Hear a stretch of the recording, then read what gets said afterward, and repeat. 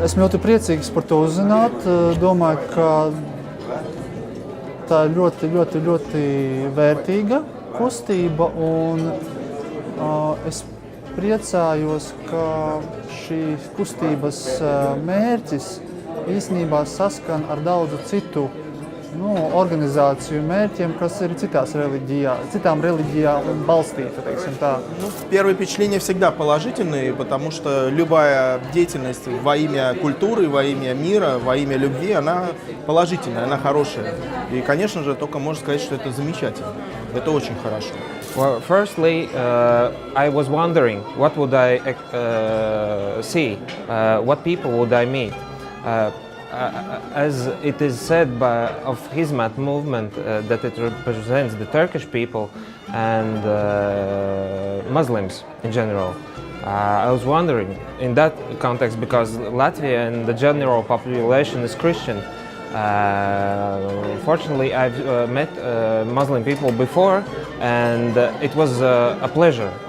And this event wasn't an exclusion. Šī ir ļoti spēcīga kustība visā pasaulē. Viņi ir starptautiska kustība, un šie cilvēki ir reāli sev ziedo šai kustībai. Un, protams, ka viņi fascinē daudz cilvēkus un aicina pievienoties sev. Un ir ļoti grūti spriest par viņu dziļiem mērķiem, bet tos, ko mēs varam redzēt šajā propagandas filmā, ir jauki. Tā ir mīlestība un palīdzība visai pasaulē. Well, having seen the movie, I know much more about the movement. I'm quite impressed. Of course, I'm glad that I watched this film. I think it's an interesting movement, maybe unprecedented on the world. If we even look at it from a global perspective. So that's why I think that yes, this film has helped me to appreciate what's going on in Turkey and in a country where this movement is operating. Neviena kustība pasaulē nav atrisinājusi problēmas.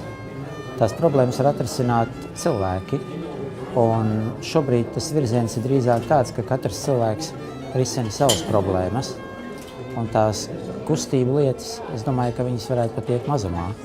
Ir ārkārtīgi daudz tādas lielas mega kustības bijuši, mega projekti, musulmaņi, kristieši, ja mēs runājam par tādiem mega projektiem.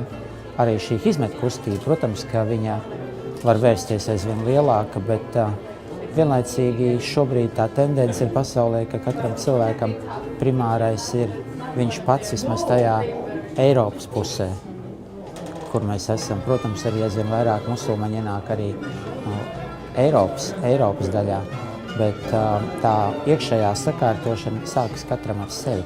Tāpēc es domāju, ka kustībām, protams, viņas pastāvēs un darbosies, un kustībām ir nākotne, bet tas atrisinājums slēpjas ikvienā cilvēkā. Я думаю, что да. В принципе, если это будет больше развиваться, я думаю, это будет служить именно этим целям. Конечно, да. I welcome every kind of movement that promotes charity, tolerance, democracy, community feeling as its values, which is focused on helping others and transforming oneself through helping others. I think that yes, it could serve as a prototype for other countries as well. I think there are quite many parallels with Christian movements, charity movements across the world, but this one seems to be quite gigantic, and of course Islam in this case is a big factor. It goes 100% for every situation where there is a vacuum of action. A vacuum of social action and the social responsibility from the public field, from governments all over the world. For example, as shown in the movie for Somalia and this horrible issue in Bosnia, as I understand, people simply came out of goodwill and simply started from the bottom, started with teaching young people who later on became representatives of the movement themselves and continued contributing. So yeah, definitely. Un es domāju, tas ir svarīgi arī mums Latvijā, kur mums nav, protams, paldies Dievam, mums nav karš, mums nav bats vai epidēmijas vai kaut kas cits, jā, kas ir tajās valstīs, kur šī kustība darbojas, bet mēs domājam, mēs ikdienā aizmirstam par šīm vērtībām gan savā darbā, gan savā ģimenē, gan saskarsmē ar līdzcilvēkiem. Sāksim ar to, ka mums pašiem, tā kā šodien arī izskanēja, jāizprot pašiem sevi. Ja mēs izprotam paši sevi un paši savā valstī esam mierā ar notikumiem un attīstamies, tad arī mēs kļūstam par mieru nesējiem visā pasaulē. Es domāju, tas ir tas vecais teiciens, kur domā globāli, rīkojies lokāli. Domāju, ka šī organizācija, ja viņa darbojas šeit, tad, kā jau teicu, veicināt dialogu. В первую очередь у нас общество становится очень мультирелигиозным. И надо показывать, что люди – это все равно люди. Неважно, к какой ты религии относишься.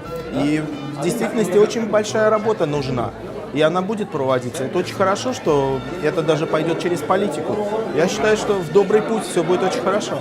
I don't really believe that one specific organization can change the world, but I do believe that we all can do quite a lot to change the values in our society, to make people do better things by our example. By looking at what we are doing, people tend to transform, especially if they have a possibility to engage in such charity-related actions as well. So I believe that the more there are movements, such as the one that we were watching the movie about, the better the world will be. Well, the steps would be very specific, I believe. First of all, there should be such for example, this was a free presentation, free showing of the movie, an option to debate with the director of the movie. Yeah, Mr. Hunton.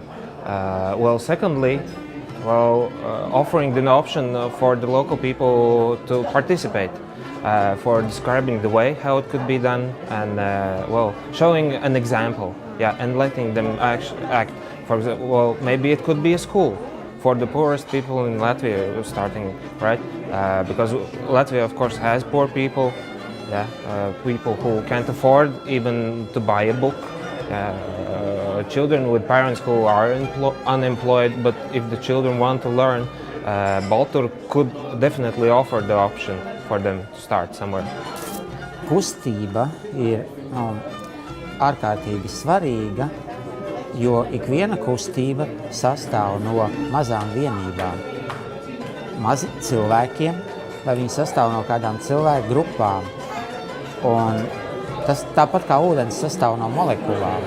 Un ik viens piliens ir nozīmīgs šajā te lielajā gultnē un upē. Un nevelti saka, ka ir jādomā lokāli un jārīkojas globāli, un mēs to varam teikt arī otrādi, un ir svarīgs vārds kā lokalizācija šobrīd tāds jēdziens.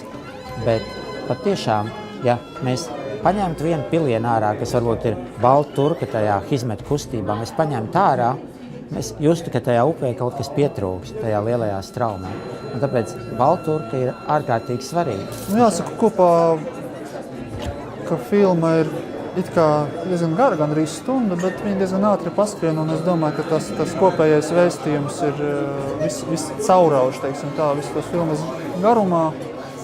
Un, protams, ka aizkustina to cilvēku pašaizliedzībai, sevišķi tajās ekstremālajās situācijās, ārsti, skolotāji. Droši vien liek pārvērtēt arī pašam, katram cilvēkam, katram filmas skatītājam savu dzīvi. Мне очень понравился момент с танцующими дервишами. Очень красиво. Es domāju, Somālijā vispirms, kad tur cilvēki dzīvo tik ļoti saspiesti, un man liekas, tas pilnīgi nereāli, ka šobrīd te pie mums ir tik daudz brīvu zemju, tik daudz brīvu vietu, un praktiski mums iedzīvotājs skaits ar visu laiku sarūk. Un tad liekas, kāpēc cilvēki tur dzīvo tik saspiesti, kāpēc tas tā ir šobrīd? If the adequate level would be of starting to cry, then it was in the scene where the situation in Somalia was described, where people were living in tents, unfit for living at all, even for a single person, where families were living, and the Hizmet movement, the local one was called differently, but anyway, they were providing free medicine were visiting the patients in their place where they're living, it was very touching. And how big of an influence a simple two doctors that particular example had. They had a big influence, yeah. Man ļoti būtu uzrunājis kāds maziņš nieciņš no viņa ikdienas, vai kas viņam ir pašam ikdienās svarīgi, bet tā filma palika tādā līmenī, ka viņš jau ir kā ikona, ka viņam nav personiskās dzīves. Pirms viņš kļuva par šo. Jā, bet ne, arī šobrīd, kā mazi nieciņi ikdienas, kādu tēju viņam garšo, vai kā viņš sāk rītu, vai kā šeit cilvēks teica, vai ne? Ka viņi mostas ar domām par to, ka ir brīnišķīga diena šodien.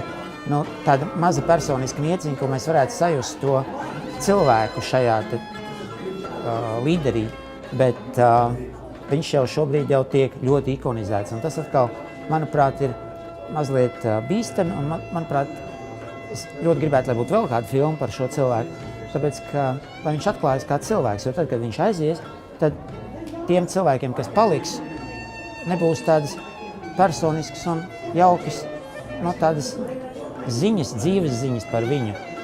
Es domāju, ka tas ļoti pietrūks. I really liked the idea that it's not really about individual enlightenment, such kinds of movements. It's more about engaging in a community with others, helping others, and as a by effect, you see yourself being transformed. So the goal is not individual salvation or enlightenment, it's more helping others, but by helping others, something happens that makes you a better person.